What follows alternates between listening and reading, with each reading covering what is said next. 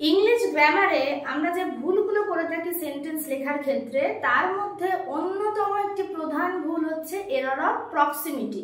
তো এই error of proximity কি?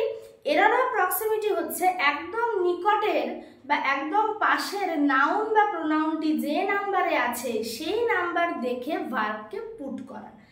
অর্থাৎ যদি পাশের নাউন বা প্রোনাউন যা আছে সেটা যদি প্লুরালে থাকে তাহলে আমরা সেই হিসেবে ভার্ব পুট করি, আবার যদি সেটা সিঙ্গুলারে থাকে তবে আমরা সেই হিসেবেই কিন্তু ভার্বকে পুট করে ফেলি।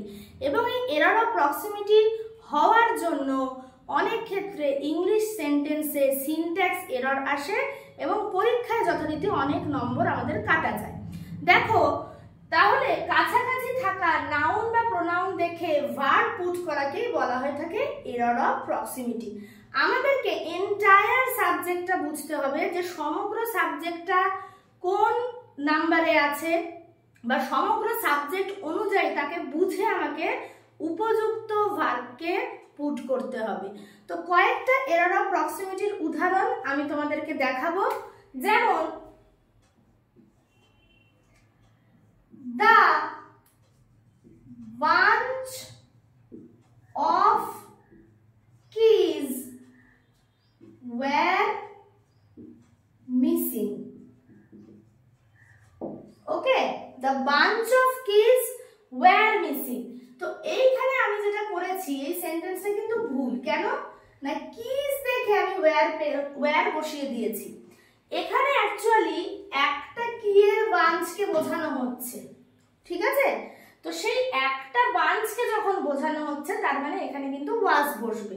তো এই সেন্টেন্সটা অ্যাপ্রোপ্রিয়েট ভাবে লিখলে যা দাঁড়াবে তা হলো the bunch of keys was missing. এইটা হচ্ছে সঠিক সেন্টেন্স। দ্বিতীয় আরেকটা উদাহরণ দেখি। One of the boys were punished. এখানেও আমি এরর অফ প্রক্সিমিটি করে ফেলেছি। কেন? বয়েজ দেখেছি প্লুরাল আছে, পাশে ওয়্যার বসিয়ে দিয়েছি। এটাও ভুল। কেননা বোঝানো হচ্ছে ছেলেদের মধ্যে একজন, সুতরাং সমস্ত ছেলের মধ্যে একজন কিন্তু সবসময় সিঙ্গুলার হয়। তো সেই ক্ষেত্রে এই সেন্টেন্সকে সঠিকভাবে লিখলে যা দাঁড়াবে তা হলো one of the boys was punished.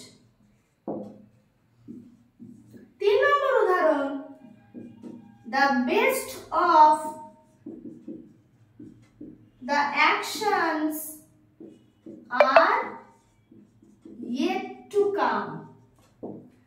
সবথেকে বেস্ট অ্যাকশনটা আসা বাকি, এইটা বোঝানো হচ্ছে সেন্টেন্সের মাধ্যমে। এখানেও একটা ভুল করে ফেলেছি। অ্যাকশন গুলোর মধ্যে সবথেকে ভালো যেটা সেটা কিন্তু একটাই হবে, সুতরাং সেখানে আর বসানোর কোনো জায়গা নেই। আমি কি করেছি, অ্যাকশনস প্লুরাল দেখে তার পাশে আমি আর বসিয়ে দিলাম। তো এখানেও আমি সেম ভুল করেছি, এরর অফ প্রক্সিমিটি। তো এটাকে রেকটিফাই করে লিখলে হবে the best of the actions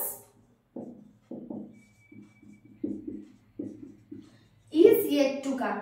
এইভাবে আমরা যদি এরর অফ প্রক্সিমিটিটাকে রেকটিফাই করতে পারি, আমাদের কিন্তু সেন্টেন্সের সিনট্যাক্স একদম ঠিকঠাক থাকবে এবং নাম্বার কাটার জায়গাও অনেক কমে যাবে। আশা করি প্রত্যেকে আজকের কনসেপ্টটা বুঝতে পেরেছো।